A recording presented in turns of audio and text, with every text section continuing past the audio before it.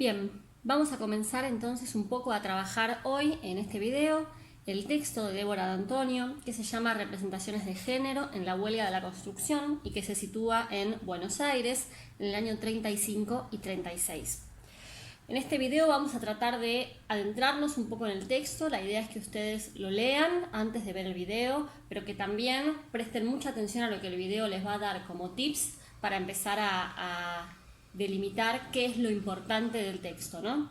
Entonces les proponemos que hagan una primera lectura solos y solas, que luego escuchen el video y lo vean, y que luego vuelvan al texto una segunda vez para repasar aquellos aspectos que son los más importantes para trabajar este texto.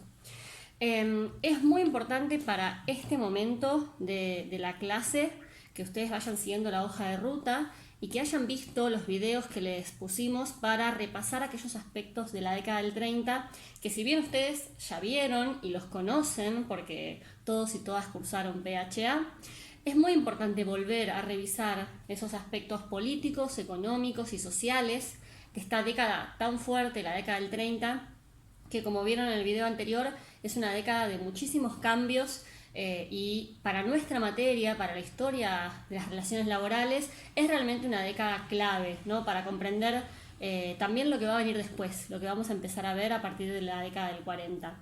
Bien, entonces, ¿cuál es el objetivo de este texto de Débora D'Antonio? Principalmente acercarnos a lo que es la participación femenina, la participación de las mujeres en la fuerza de trabajo local. Recuerden que está situado en la ciudad de Buenos Aires. Entonces, para empezar un poco a abordar el texto, quiero primero enumerar 3 premisas que tiene la autora. La primera es que la participación femenina en la fuerza de trabajo se incrementó mucho en la década del 30, lo cual nos da una pauta importante, que es que la mano de obra de las mujeres no es que no existía, sino que se va a incrementar en esta década.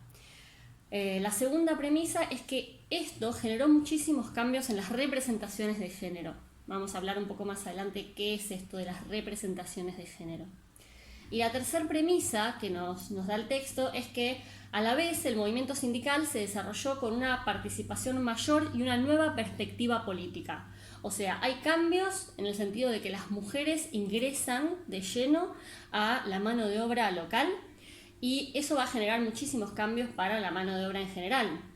Pero a la vez el movimiento sindical se va a desarrollar muchísimo en esta década del 30, va a empezar a tener una mayor participación y podríamos también adelantar ya que se van a modificar las relaciones entre lo que es el sindicalismo y el Estado, ¿no? Este actor tan importante para nuestra materia. Y desde ya también se van a modificar las relaciones con los empresarios, esta otra pata de nuestra materia que siempre volvemos a revisar.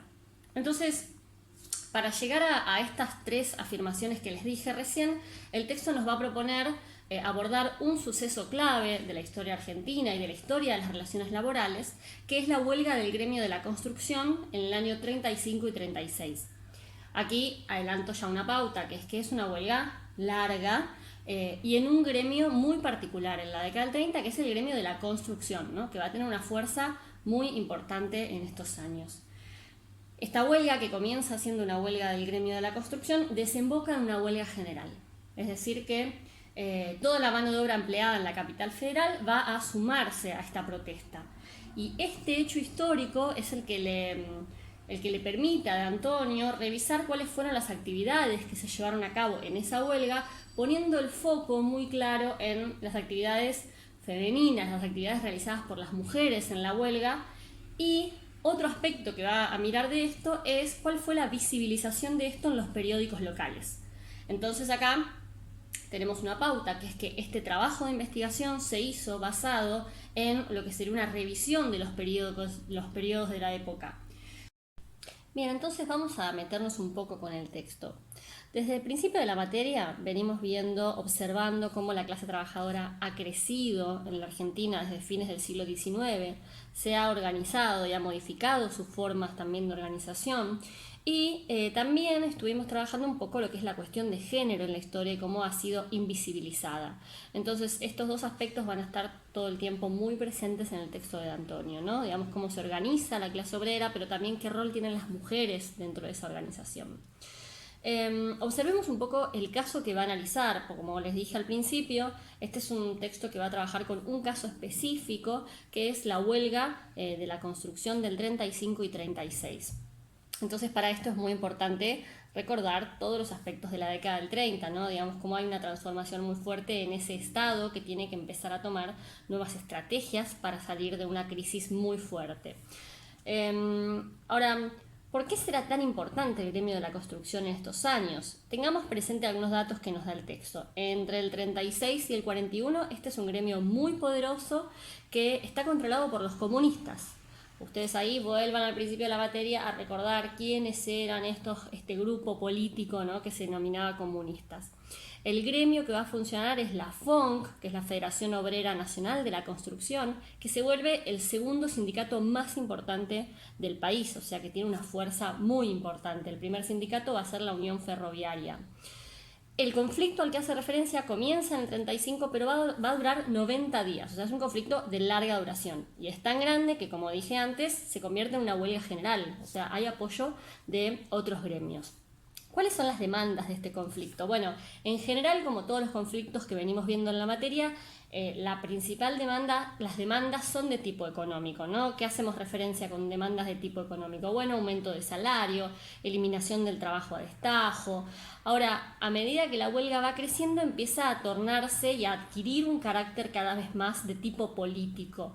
¿Esto qué significa? Bueno, que esta lucha va a empezar a incluir reclamos de tipo de legalización de sindicatos, es decir, la huelga empieza a cada vez tomar más fuerza, más visibilización, y entonces además de los reclamos del tipo económico, empiezan a tener reclamos del tipo político.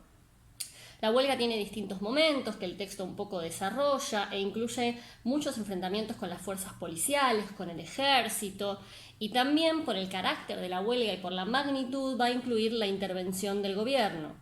Recordemos que en esos años, década del 30, nosotros tenemos lo que se denominó década infame, ¿no? Digamos, estos gobiernos que asumen el poder mediante el fraude político, y entonces es muy importante que tengamos esto como telón de fondo, ¿no? Digamos, no son gobiernos democráticos elegidos por la gente, sino que gobiernan en general militares, ¿sí? Bien, con respecto a esta huelga, siempre tenemos que nosotros pensar, ¿no?, ¿qué rol tiene la CGT? Bueno, la autora nos va a decir que la CGT es ambivalente respecto a esta huelga, es decir, se va a plegar, pero cuando ya la huelga está muy generalizada y el conflicto es bastante grande, y no antes. Bien, nos vamos a meter entonces de lleno con la gran pregunta que tiene este texto, que tiene que ver obviamente con la cuestión de género, y lo que la autora nos va a decir es que la historiografía, es decir, los historiadores, las historiadoras, han investigado este hecho histórico, esta huelga, pero en general las mujeres han sido invisibilizadas. Fueron invisibilizadas por los historiadores y las historiadoras y también por la prensa de la época, que eso es algo que le interesa mucho a Antonio, ¿no? Y es lo que revisa, los periódicos de la época. Ahora, ¿por qué son invisibilizadas las mujeres? Algunas pistas nos da el texto al comienzo. Una primera pista tiene que ver con el contexto sociocultural de la sociedad argentina de esas primeras décadas del siglo XX, que va a entender que la esfera pública es un espacio propiamente masculino para los hombres y que por el contrario las mujeres pertenecían a la vida privada, ¿no? Esa vida privada en la cual se realizaban las actividades que eran consideradas esenciales, todo lo que tiene que ver con el hogar, con el cuidado de las niñas. Bueno, esto que venimos trabajando desde el principio en la materia, que las mujeres en general están vinculadas con eso privado, ese mundo privado, ¿no? Ahora, estas dos esferas, la privada y la pública, aparecían como esferas totalmente separadas. Sin embargo, es una concepción que es una ilusión, dice la autora, es decir, es una construcción. ¿Es real que estas dos esferas están tan separadas? ¿Se puede dividir de esta manera lo privado y lo público? Una segunda pista que nos va a dar la autora es que la construcción que tenían en esa época sociocultural de las mujeres, la imagen de las mujeres, también hacía que sean invisibilizadas. ¿Por qué? Porque no solo las mujeres pertenecían al mundo de lo privado, sino que además se les adjuntaba se les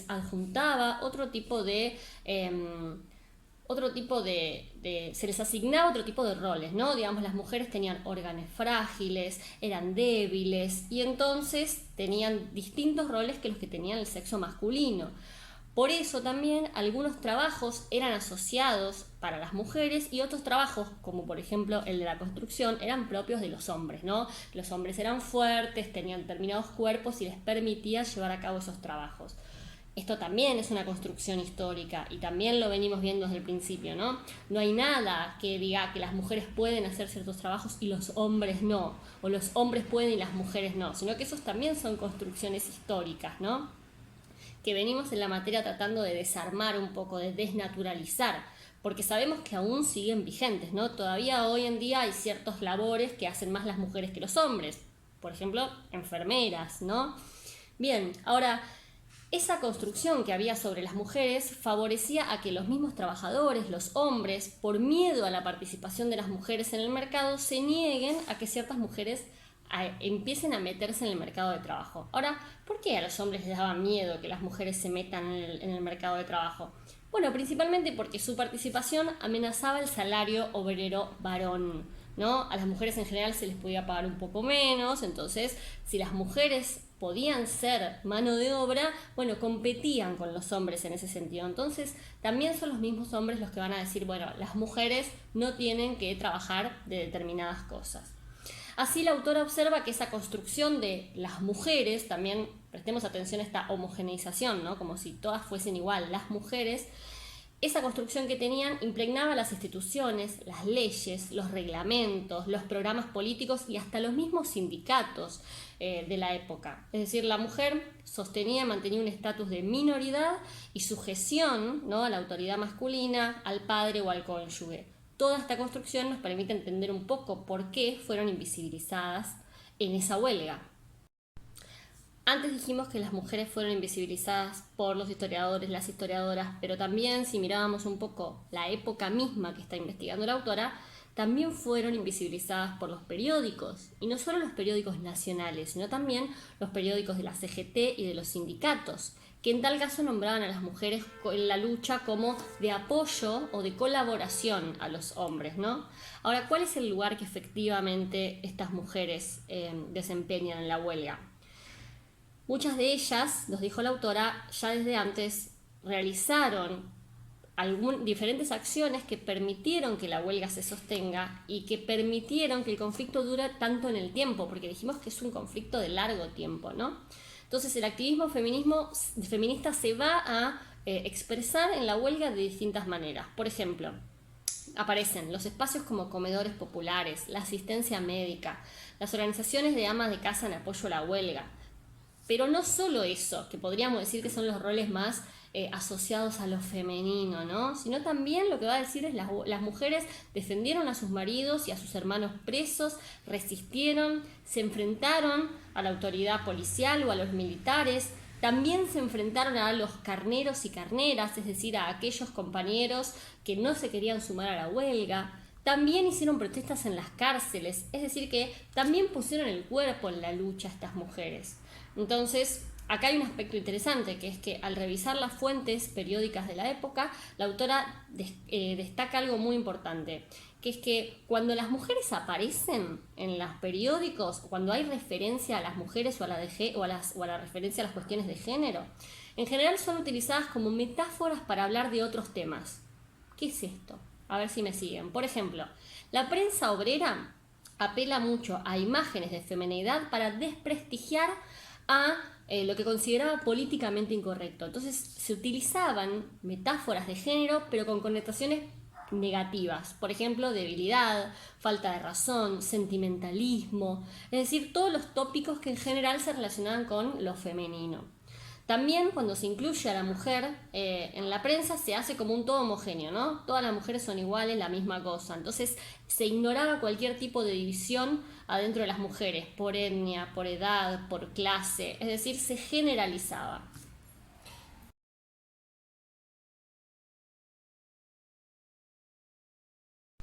Bien, nos vamos acercando entonces al cierre de este texto, espero que me hayan seguido. Lo bueno es que pueden revisar el video varias veces si quieren, o pausarlo, ir a hacerse un mate y volver. Ahora vamos a ir directamente a las conclusiones. Presten atención siempre a las conclusiones de los textos, ¿no? Sin duda, ese es el momento en el cual los y las autoras condensan todo lo que vienen trabajando, entonces tenemos que prestar mucha atención. Ahora, muy importante, no leamos solo las conclusiones, ¿no? Digamos, las conclusiones vienen a cerrar un trabajo analítico que ustedes ya vienen haciendo, ¿sí? Pero siempre está bueno revisar bien esas conclusiones porque nos tiran las pautas generales del texto. Bien, nos metemos un poco ahí. Entonces venimos viendo en la materia que las diferencias de los géneros, así como la diferencia de clase o las diferencias de etnias, organizan en general a las sociedades en términos, podemos decir, desiguales y jerárquicos, ¿no? Siempre que hay una división dentro de una diferencia dentro de los géneros, sabemos que también hay una jerarquía en esa diferencia, ¿no? La autora nos va a decir que un análisis de género, por lo tanto, debe descubrir las implicancias sociales de la división sexual que se instalan como modos significativos de opresión constante. Entonces acá la autora lo que nos va a decir es que este texto tiene el propósito de desnaturalizar o desenmascarar lo que implica la división sexual instalada en la sociedad y mostrar que eso es un modo de opresión. Nos está hablando de algo del pasado, pero un poco también sigue presente, ¿no? Entonces, tener muy en claro de que tiene como objetivo este texto hacer este análisis de género que desenmascare, ¿no? esa división sexual del trabajo, que fue, digamos, una construcción histórica y que además es una opresión, ¿no? Es un modo de opresión. Entonces, citando a una historiadora de Estados Unidos, que se llama Joan Scott, que por ahí ya la leyeron, la van a leer más adelante, D'Antonio nos recuerda que la división de género no está organizada por bases biológicas preestablecidas, sino que depende de formaciones culturales y sociales históricas, ¿no? Esto que venimos repitiendo mucho. También nos advierte que es necesario estudiar la historia para comprender que los y las sujetas interiorizan estas formaciones culturales de modo subjetivo o intersubjetivo a través de su experiencia, ¿no? Digamos, hay una construcción sociocultural, pero también los sujetos van a incorporar esa construcción de distintas maneras. Esto nos ayuda a comprender que, si bien hubo muchas mujeres luchadoras, no todas desempeñaron el mismo rol en la historia, ni siquiera dentro de la misma clase trabajadora tuvieron el mismo rol, ¿no? Algunas pudieron elevarse por encima de la trama cultural en la que estaban y otras no. También, y en este mismo sentido, el texto nos permite comprender que es muy relevante cuando vamos a mirar estos momentos, estas huelgas a lo largo de la historia, comprender el valor que tenía el apoyo familiar, incluyendo la tarea del cuidado de los niños y las niñas, incluyendo las tareas vinculadas a la alimentación de esos obreros que están en huelga, y que esto es imprescindible a la hora de pensar las experiencias de las familias obreras y su organización desde la perspectiva de la historia social y desde la perspectiva de la historia, de la perspectiva de género de la historia, ¿no? Esto es muy relevante. Por último, la autora nos va a invitar a pensar que aunque la cultura material y simbólica y la historia hayan organizado esta división de géneros de una determinada manera, siempre hay pequeñas fisuras, ¿no? Pequeños huecos, pequeños recovecos, y las prácticas pueden también ser modificadas, ¿no? En muchos casos hay prácticas que son contrahegemónicas, es decir, que van en contra de eso que está establecido. Y esto nos da, digamos, la pauta de que siempre se puede transformar, ¿no? Las cosas y en particular el sistema sexo-género. Creo que en ese camino es en el que vamos y el que también es el camino que esta materia quiere aportar, ¿no? En observar ese pasado para describirlo, analizarlo, pero también para saber y darnos cuenta de que todo se puede transformar y que se ha ido transformando a lo largo del tiempo y que de hecho tenemos que seguir transformándolo. Entonces, después de que revisamos todo este texto, ya yo les tiré algunas pautas generales del texto, que espero que hayan ido siguiéndolo.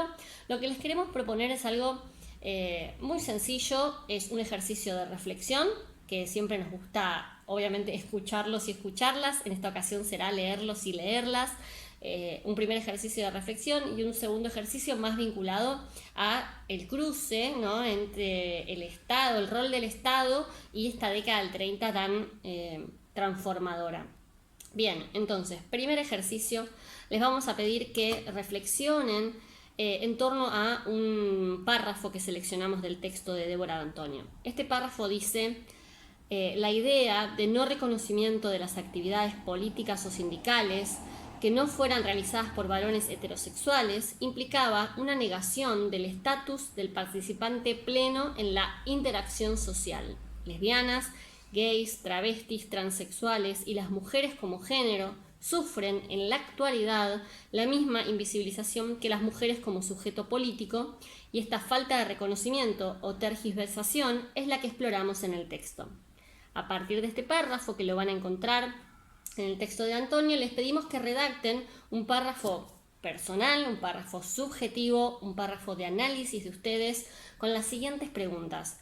¿Cuáles son las invisibilizaciones de nuestro presente? ¿Quiénes y de qué manera sufren la falta de reconocimiento hoy en día?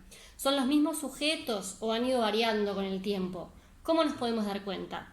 Entonces ahí les pedimos que hagan observación de la realidad, de nuestra actualidad, para poder preguntarse quiénes son hoy aquellos sujetos invisibilizados, si es que consideran que los hay. Por ahí dicen no hay sujetos invisibilizados, y entonces otra es la respuesta. Este es un primer ejercicio que es de reflexión y que queremos leerlos y leerlas para ver qué piensan al respecto. Un segundo punto que les vamos a pedir es que traten de explicar a través de este texto qué aspectos de la década del 30 nos permiten comprender el estallido de la huelga y observar bien en el texto qué rol tuvo el Estado a lo largo de la huelga. ¿Fue siempre el mismo ese rol o fue variando? ¿Fue un Estado que fue solo represor? ¿Fue un Estado que fue solo interventor? ¿Modificó sus prácticas? Entonces observen bien cómo va cambiando esas prácticas, si es que cambian, y qué aspectos de esta década del 30 nos permiten comprender el estallido de esta huelga. También para pensar, bueno, ¿por qué esta historiadora, Débora D'Antonio, se mete con este conflicto, ¿no? ¿Es muy importante en los 30? ¿Por qué? Bien, esperamos que les haya servido mucho este video. Pueden revisarlo, volver a verlo, pueden preguntarnos si le aparecen dudas. Creemos que van a disfrutar mucho de este trabajo. Es un texto simple, llevadero, y bueno, esperamos que puedan después mandarnos estas actividades para que los conozcamos un poco más.